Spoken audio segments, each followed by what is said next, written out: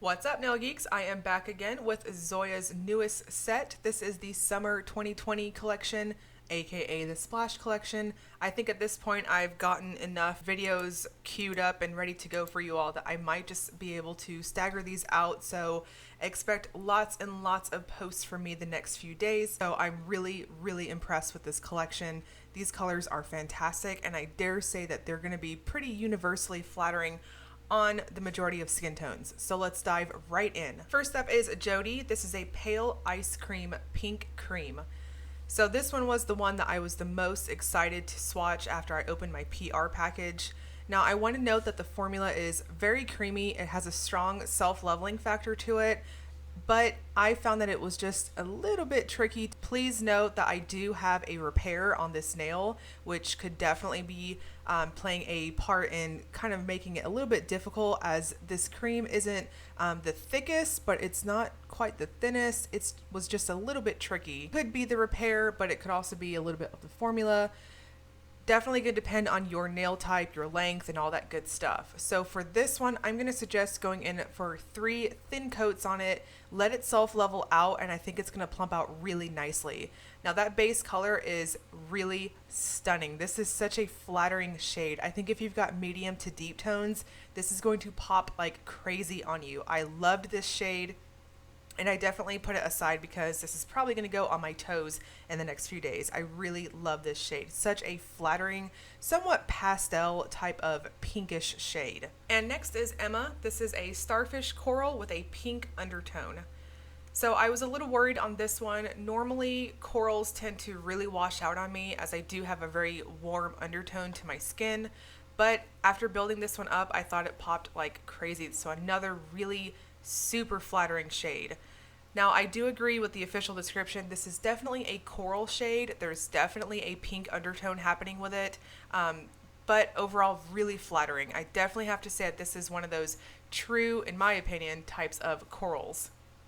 Now the formula on it is very creamy. It's very rich, really satisfying on those brush strokes. For the most part, I think everyone could probably get away with 2 coats on it. Even if you go in thin, I think it plumps out very nicely, and it really self-levels down fantastically. And next is Leilani. This is a glistening pink grapefruit with gold micro shimmer. Another really flattering shade. So that bottle shot is definitely true to color that what I'm seeing in person. It's definitely a very interesting type of pinkish, grapefruitish type of shade. I think it somewhat flirts at being a magenta. It's got that nice warm, almost cool tone right there on the fence type of undertone to it. This is just crazy flattering. And that gold micro shimmer, there's a ton of it in the polish, so you'll get this really nice, somewhat, I dare say, foiled-like appearance in your final look. It's got that nice, somewhat sparkling type of effect. Very flattering. Now on this one, I'm also going to suggest 2 coats, and you'll be good to go. This one does dry down a little bit on the flat side, so I think a good glossy top coat will really help that shimmer to pop. And next is Sealy. This is a sweet cherry red with gold micro shimmer.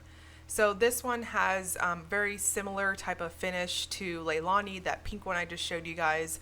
The gold micro fleck in here is very strong. It almost, once again, kind of feels like a foil, if you will, but it does have that nice shimmering type of sparkle to it. So this one I'm also going to suggest 2 coats.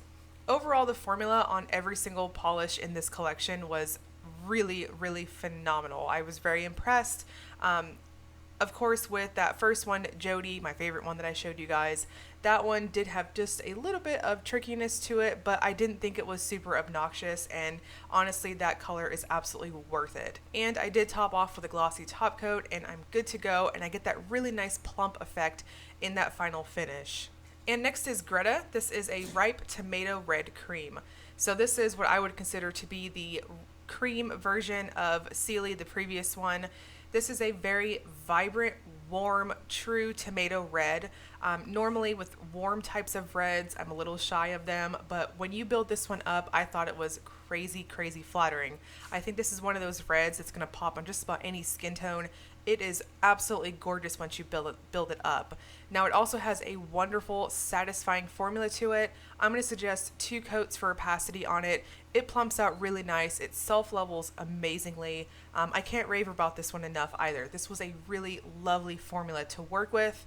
Of course, it also dries down semi-gloss, so again, I think any top coat will be just fine. Now, in the video, at this point in my swatching game, my nails are a little bit longer than what I normally keep them, so even then I was still impressed that the majority of these, even at my length, I was still able to get away with 2 coats. And next is Kristie. This is a deep magenta popsicle pink cream. So this one, I think that bottle shot is being true to what I'm seeing in person. I was a little worried that the video was going to make this one lean a little too pink, so I want to point out that just in case on some monitors this comes out really hot pink or more pink leaning, I personally think that this is definitely a very vibrant, creamy type of magenta in person. So watching the playback here, I think it's coming off kind of magenta, but I did worry about this one as my swatches I felt like leaned just a little bit too pink and not so magenta, but definitely a true, very rich type of bright magenta.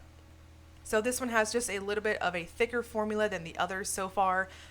Really lovely type of formula. I really enjoy creams that have these thicker type of application to them. They self-level really nicely, and you can see in that final look, after 2 coats, I've got that really nice plump appearance I'm always going for. And next is Jessica. This is described as an African violet cream. So normally with Zoya collections, we typically see several purples. I'm pretty stoked that Zoya only gave us 1 for this set, as I do think that they do release them a lot. However, this particular shade of purple, I'm digging. It's really lovely, very deep. It's almost jewel toned, and I dare say it's kind of flirting with being a bit of a fall type of shade, but it's still very vibrant. So on the first coat, it kind of gives off that nice grape-like appearance, but on the second coat, you can really see it deepens out like crazy, and it's just a really bold but still very vibrant type of shade. So the formula on this one is really similar to Kristie in that it's got that somewhat heavier feel to it, but it smooths out and applies very smooth and buttery on the nail, and it has that really strong self-leveling factor. And after topping off with a glossy top coat, you can see just how glossy it is. So this one dries down pretty glossy on its own. And next is Maren. This is described as a vibrant nautical blue cream. So I'm going to be very critical on the blues because those are my favorite shades, and I have to say I really enjoyed this one too. It's got that heavier cream type feel to it. It applies very similar to Kristie and Jessica, very, very smooth, really nice self-leveling factor with it. And I want to note that that bottle shot was coming out just a little bit lighter than what I'm seeing in person. So please note that this one is definitely a true nautical type of blue in that it's just a touch darker. I think my swatches came out pretty color accurate to what I'm seeing in person, at least on my monitor. This is not quite that lighter type of medium blue. It's a little bit deeper than that. So I think what I'm seeing here on the application is what I'm seeing in person. So again, we have a really nice self-leveling formula. I can't rave about it enough. This is a really gorgeous type of blue. Another one that I think is going to flatter on just about any skin tone, and I think any glossy top coat will be just fine with it. And next is Harbor. This is a tropical emerald sea green cream. This is definitely my top pick in the collection. This one and Maren and Jodi were my favorites, and that's putting it lightly because I really enjoyed the entire set. This base color is incredibly flattering. I'm loving it to pieces. It is pretty much going to pop on any skin tone, I dare say. I loved it so much. Now the formula is not quite as heavy as, say, Kristie or Jessica. It's right there in the middle, so I think most will be able to get away with 2 coats on it. It still dries down semi-glossy like the others, and it plumps out beautifully on that second coat. So here you can see it's just self-leveling like crazy, especially over that awful repair that I made on my nail. And on the final look, it's just so stupidly flattering. I love this color. If you like aquas and sea foams, I can't recommend this one enough. And next is Fisher. This is a sun-kissed sea foam with gold micro shimmer. So this one is what I would consider somewhat being a sea foam type of green, but I personally think it flirts a little bit more with being a almost powder blue, at least to my eyes. So this one has that really strong gold flecked shimmer appearance to it. Once again, kind of, in my opinion, flirting with being somewhat foiled like, really strong shimmer. Now the formula to this one feels more curly-like to me, and it kind of flirts with being a jelly. It's got a very strong squish factor to it, and it kind of applies somewhat similar to Emma, to Leilani, which was that pinkish type of gold shimmer that we saw in the beginning, but I felt like this one has just a little bit more of a powdery type feel to it. So for opacity, I'm going to suggest 3 coats, and I think you'll be good to go on it. Just go in light and allow it to really self-level out. These formulas, for the most part, don't require too much overworking, which here on that 3rd coat, I think I was kind of doing just that. So just trust that it's going to self-level very nicely, and I think it'll prevent any potential bald spots. Now this one does dry down somewhat flat, so I think a really good glossy top coat is going to exploit that golden shimmer really, really well. And next is Corrina. This is a naked blush with a gold sheen. This color is beautiful. I really think if you've got medium tones like myself, or maybe even deep tones, I think this is going to pop like crazy on you. I wasn't too sure about it looking at it at the bottle.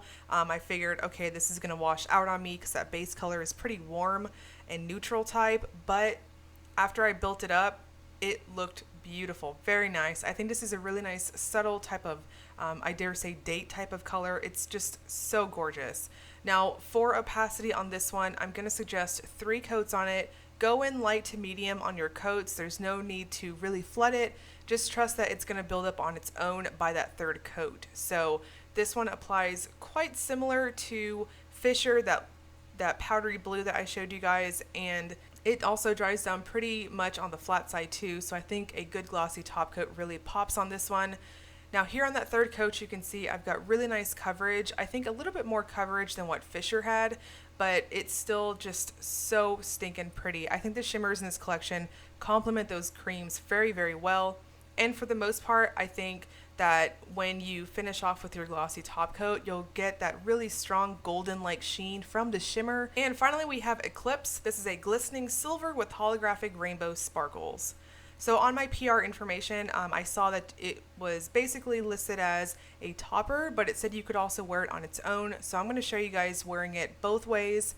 If you decide to wear it by itself, I think it gives you a nice kind of delicate, like a neutral, almost somewhat sparkly effect. I think this would look really fantastic over a French type of manicure. I personally think that would look really cool.